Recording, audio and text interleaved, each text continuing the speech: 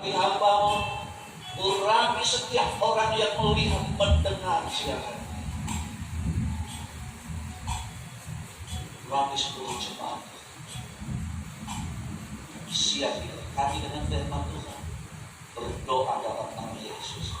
Haleluya. Amin. Puji Tuhan. Shalom, selamat pagi. Hari ini kita boleh bertemu lagi dalam seluruh anugerah, seluruh berkat, rahmat dan anugerah Tuhan di dalam kehidupan kita. Sekali lagi kita beribadah dengan cara yang luar biasa, di tempat yang berbeda, tapi kita bisa beribadah dengan bersama-sama. Biasanya di minggu pertama kita adakan perjamuan kudus. Ketika dengan keberadaan seperti ini kita ada di tempat yang berbeda, kita juga pasti tidak bisa mengadakan perjamuan kudus dengan cara bersama-sama. Karena itu perjamuan kudus nanti ada wilayah di rumah masing-masing. Tapi sementara ini kita beribadah seperti yang minggu lalu, Bapak Saudara bisa memuji Tuhan di rumah masing-masing. Kemudian ada persembahan kami dari gereja, ada pemimpin puji-pujian, mendengarkan firman Tuhan, berdoa syafaat, kemudian doa berkat. Seperti yang sudah disampaikan di pengumuman baik di WA maupun di Facebook, hari ini kita akan belajar firman Tuhan dengan judul pastikan kita menang atas cobaan.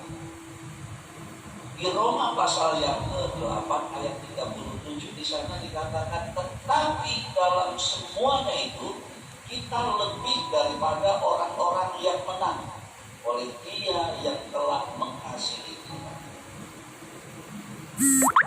Nah, minggu lalu kita sudah belajar tentang kebenaran firman Tuhan melalui khotbah bahwa Tuhan itu berdaulat atas badai, atas gelombang, atas angin ribut, atas danau. Tuhan yang sama juga berdaulat atas kehidupan kita, atas segala sesuatu yang terjadi dalam hidup kita, termasuk segala goncangan, segala angin ribut, badai, dan masalah kehidupan kita. Tuhan berdaulat atas semuanya itu. Sehingga wajar kalau kita bersama-sama meyakini kita pasti lebih dan bisa menang atas segala tantangan ini. Nah, sekarang kita belajar dari Yesus bagaimana ketika Yesus menghadapi pencobaan, kemudian Dia menang, dan kita belajar dari cara Yesus menghadapi cobaan dan menang atas cobaan itu. Dan renungan pagi hari ini kita bersama-sama belajar yaitu tentang pastikan kita menang atas cobaan. Kita akan belajar dari Lukas pasal 4 tentang pencobaan di padang gurun. Bapak Saudara buka Alkitab masing-masing dan lihat di Matius pasal 4. Matius pasal 4 di ayat 1 perhatikan di sana. Maka Yesus dibawa oleh Roh ke padang gurun untuk dicobai iblis. Roh Kudus yang sebagai penghibur yang disebut dalam Alkitab bahasa Inggris Comforter itu sering juga dipakai oleh orang comfort zone, zona nyaman. Jadi pandangan banyak orang sering menganggap bahwa Roh Kudus itu membawa kita, membawa orang-orang percaya ke dalam keadaan yang nyaman. Ada orang yang berpikir seperti itu. Ada orang yang berpikir bahwa Roh Kudus memimpin orang untuk mengalami hal-hal yang menyenangkan, mujizat-mujizat, tanda-tanda heran, tanda-tanda ajaib, dan berbagai-bagai hal yang sangat mengagumkan dan menyenangkan bagi kita. Tapi dari pembelajaran ini kita melihat hal yang mungkin di luar dugaan dan bayangan kita.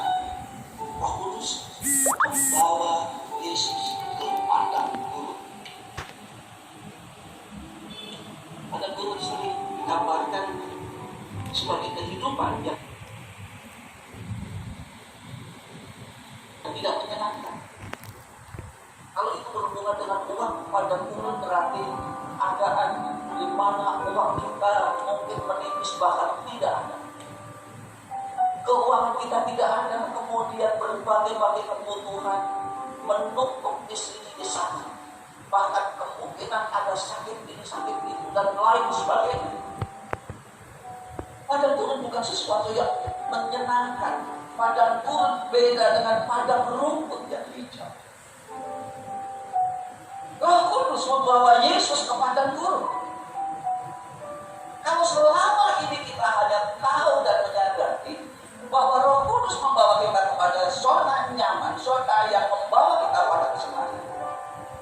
Kita belajar dari firman Tuhan, ternyata Roh Kudus juga membawa Yesus ke padang gurun.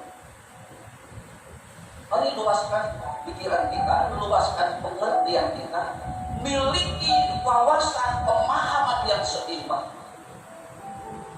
bahwa Roh Kudus membawa kita kepada kesenangan, menghiburkan kita. Tapi Roh Kudus juga akan membawa kita kepada yang itu kadang-kadang juga tidak kita harapkan.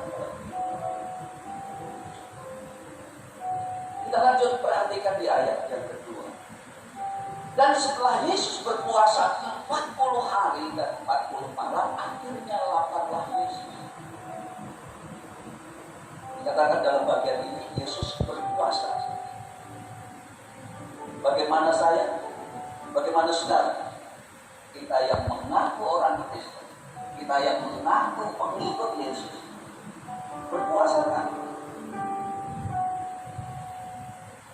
Yesus berpuasa. Esensi berpuasa sebenarnya bukan hanya sekedar menahan lapar dan haus. Kalau kita hanya menahan lapar dan haus, ini sama dengan orang yang diet. Yesaya mengajar cara berpuasa yang baik. Di dalam Yesaya pasal 5 ayat 6 dan 7, puasa yang baik adalah puasa membebaskan belenggu-belenggu, mematahkan setiap hukum, kemudian berbagi kepada orang-orang yang membutuhkan.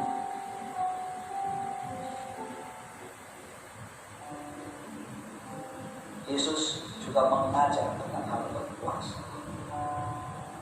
Ajaran Yesus tentang berpuasa adalah berbicara jangan hanya berhubungan dengan fisik, tapi biar Bapa di surga yang melihat apa yang kita lakukan.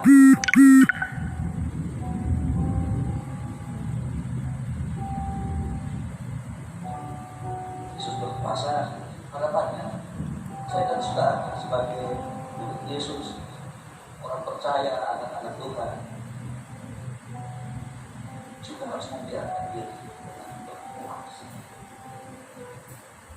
Di ayat 3, lalu datanglah si pencoba itu dan berkata kepadanya, jika engkau anak Allah, perintahkanlah supaya batu-batu ini menjadi roti. Mari kita perhatikan dengan cermat. Kita perhatikan dengan teliti kebenaran firman Tuhan. Bukan Roh Kudus yang mencoba Yesus, membawa Yesus kepada pencobaan. Roh Kudus membawa Yesus ke padang gurun untuk berdoa, untuk berpuasa. Tetapi setelah puasa 40 hari itu, katakan firman Tuhan, datanglah si pencoba. Siapa si pencoba ini? Si pencoba itu adalah iblis. Nah, apa yang kita bisa belajar dari hal yang terjadi dengan Yesus ini? Apa yang dilakukan oleh iblis? Bagaimana triknya? Bagaimana siasatnya? Bagaimana caranya iblis mencoba Yesus? Dan kemudian ini juga yang sering dipakai, dilakukan kepada orang-orang percaya. Coba menggoda dengan tujuan untuk menjatuhkan dan menghancurkan orang-orang percaya. Mari kita lihat, iblis itu bilang seperti ini: jika engkau anak Allah. Di ayat yang ke-6 nanti akan diulang lagi, jika engkau anak Allah. Ini bukan sebuah pengakuan atau pernyataan bahwa Yesus anak Allah, tapi itu lebih cenderung mempertanyakan atau sebagai pujian yang mengaku untuk memuji tentang keberadaan Yesus sebagai anak Allah itu. Iblis pasti tahu kalau Yesus itu anak Allah, tapi iblis ingin memuji. Siasat iblis yang pertama adalah mempertanyakan tentang keberadaan Yesus itu, sehingga dia mengatakan jika engkau anak Allah. Nah, ini juga pasti akan berlaku dalam kehidupan kita. Kalau kepada Yesus dia mempertanyakan tentang keberadaan Yesus sebagai anak Allah, tapi kepada kita tentu akan mempertanyakan keberadaan kita, mempertanyakan kepribadian kita, mempertanyakan jati diri kita. Kita mesti waspada terhadap siasat iblis ini. Saya yakin bahwa iblis tahu saya, iblis tahu saudara, iblis tahu seluruh jemaat-jemaat yang ada. Tapi ujian siasat iblis yang dia pakai untuk menggoda, menguji saya dan saudara adalah mempertanyakan tentang jati diri, tentang pribadi, tentang keberadaan kita. Contohnya seperti ini, dia akan berkata kepada saya, berkata kepada kita semua, jika kamu hebat, kamu pasti bisa lakukan itu. Jika kamu bisa, kamu pasti bisa lakukan. Jika kamu benar-benar kaya, kamu pasti akan lakukan ini, itu, dan lain sebagainya. Kalau sekarang kamu punya jabatan, kamu bisa ini. Jika kamu disebut orang modern, gaul dikit, jangan cuma di gereja, tempat nongkrong, kafe, makeup, dan lain sebagainya. Dan biasanya dengan cara seperti ini, nah, biasa dengan gaulan yang seperti meningkat lagi dan terus meningkat. Tidak heran kalau kita diingatkan pergaulan yang buruk itu merusak kebiasaan kita. Iblis pakai cara ini mempertanyakan diri kita. Jika kamu anak kita, jika kamu ini, jika kamu itu, dan seterusnya.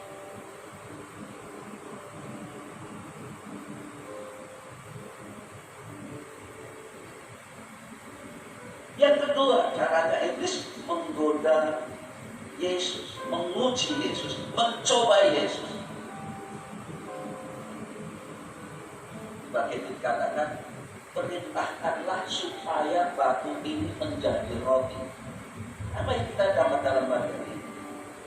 Iblis menguji, mencoba kita sesuai dengan kebutuhan.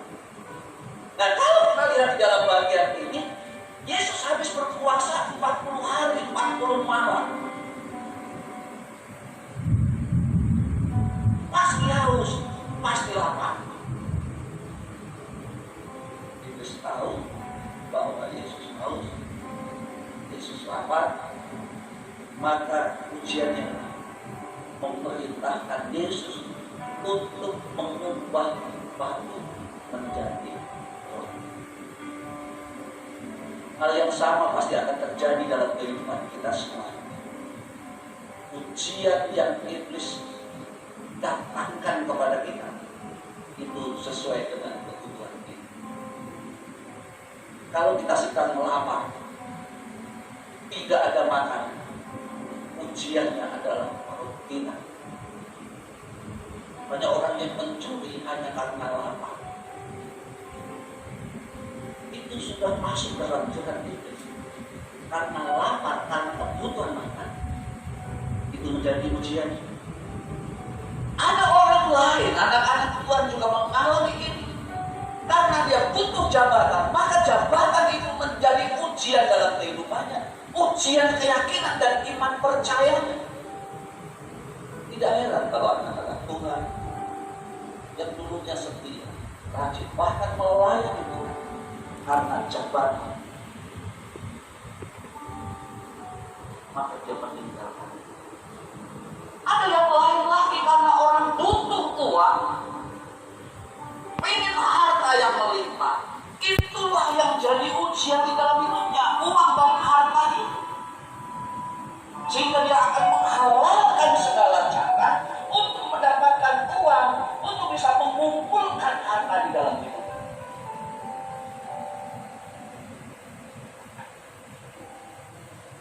Bahkan kadang-kadang kewajiban yang harusnya dibawa kepada Tuhan, karena orang ini butuh uang, butuh harta, maka itu pun ditambah. Orang bilang kebutuhan yang paling besar adalah pengakuan. Kalau itu kebutuhan juga, itulah yang sering dipakai iblis untuk mencobai kita, menguji kita. Kalau Bapak Ibu Saudara lihat di Facebook, banyak orang posting foto pribadi dirinya sering kali. Sebenarnya tujuannya apa? Kalau itu perempuan, mungkin harapannya adalah dia orang perempuan, tapi dia mengharapkan diakui orang cantik, langsing dan lain sebagainya. Tapi kalau yang langsing saja orangnya gembrot, terus orang yang gembrot seperti apa kira-kira?